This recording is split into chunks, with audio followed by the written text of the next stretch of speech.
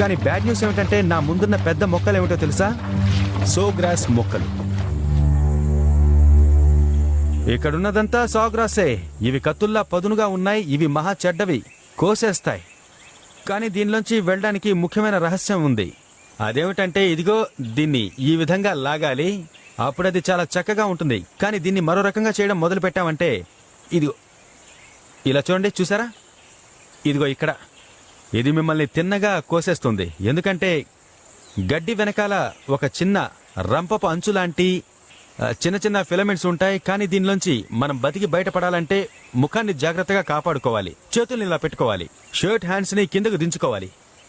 మీ చేతిలో కర్ర ఉంటే ఇలా ఉపయోగించండి. నడుస్తున్నప్పుడు ముందున్న సోగ్రాస్ని ఇలా వంచండి, ఓకేనా? సీ గైస్, సోగ్రాస్ తేమని పట్టి ఉంచుతుంది కాబట్టి అది మామూలు కన్నా 20 డిగ్రీల